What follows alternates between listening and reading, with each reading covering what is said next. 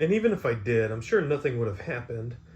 Lie down on it, if I walked on it, or just stepped on it. But just be safe, I stepped up the front of my feet onto it for a few seconds, and that's all I did. To say I stepped on it. It would scare me to death if I looked straight down, especially if it's moving. We got onto another crowded elevator and went all the way back down the ground. Also, the elevators have giant windows, so we had a good view. Me and Dad agreed to keep our tickets up the needle for memories of our road trip. But for now, it was time for the two of us to unpark the rental car from beside a creepy coffee shop, drive across the state of Washington to Spokane. Turns out, I only smelled a little bit of weed while we were in Seattle, unlike Portland. There were lots of big snowy mountains along the way, like Dad said there would be. We were so high up we could see the clouds just feet above us. It was breathtaking. A couple hours later, the mountain started to descend, and there were a few Christmas lights about every 0.3 miles.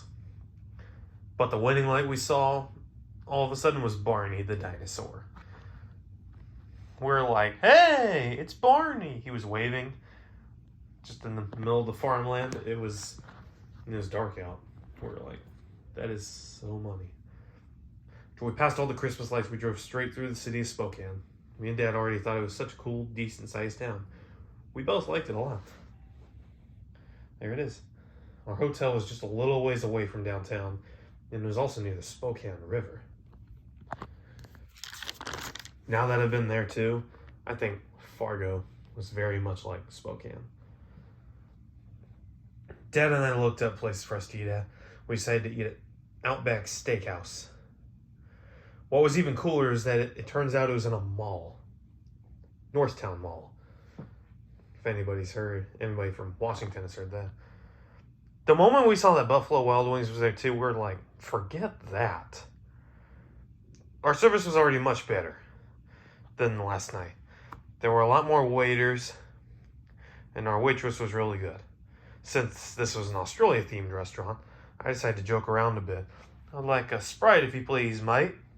But I don't think she quite understood what I was saying. Dad does. While I was waiting for my steak with mac and cheese on the side to be made, I had to go and do something. And made sure the bathroom was empty. The coast was clear. I took care of some personal beeswax because I was in there all by myself. But then as I started to wash my hands, I heard the whoosh from the one toilet in the stall. One of those completely automated restrooms. And why don't I like auto-flush toilets? Because they have a mind of their own. And I was the only one in there, and I was standing nowhere near it. And so I got out of there. I was talking to Dad about how nasty the pot had been smelling. We were coming out of the grocery store in Spokane, and of course, there's a dude in his car smoking it. Mary Jane's disgusting. Once we spent the night in Spokane, we got up the next morning, grabbed some donuts from a fancy little shop, and started to drive to, drumroll please, Montana. Along the way, we saw the northern part of Idaho, Coeur d'Alene. When we drove back in, the scene kind of looked normal at first, but soon after it started to get very scenic. Not bad for a start, but then 15 minutes later, turns into that. It was so awesome. There were so many hills, valleys, trees, windy roads, and bridges over water. It was a very memorable moment of our road trip. It was about an hour and a half later when we arrived in Montana. This place was even better. Dad had to be careful when driving on the windy road in Montana because it was covered in ice and it was very slippery. Just about everywhere we went had either mountains or snow.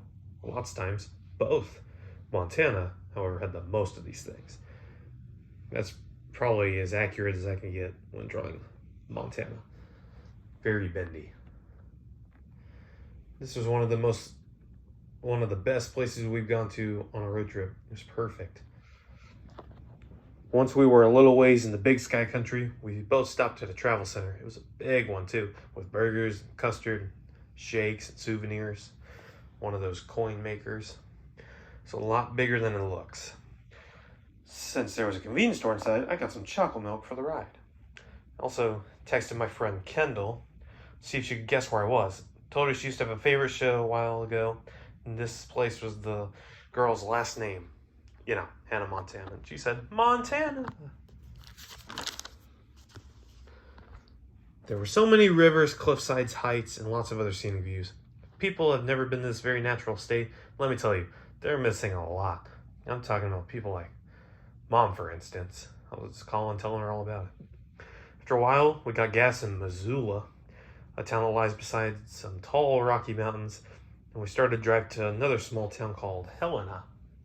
When we arrived there, we saw Santa Claus, because it was Christmas at the time, sitting in a little Jeep with the Grinch sitting next to him. It was outside the Montana state capital.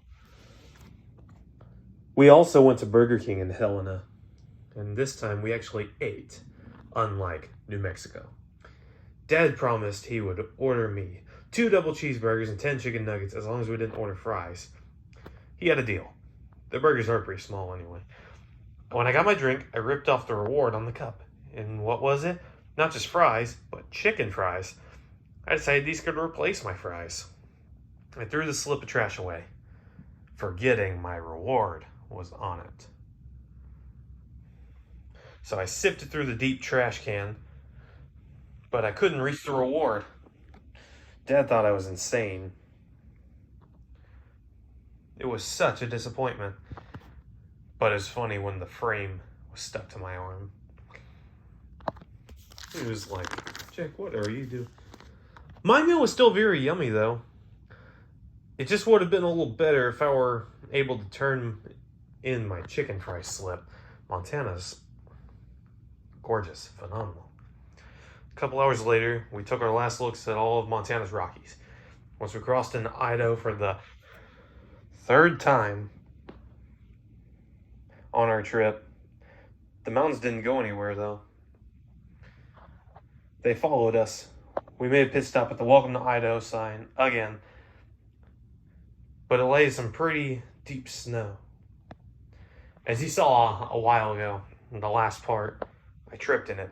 My legs totally sank in the snow, and it was hard for me to move in there.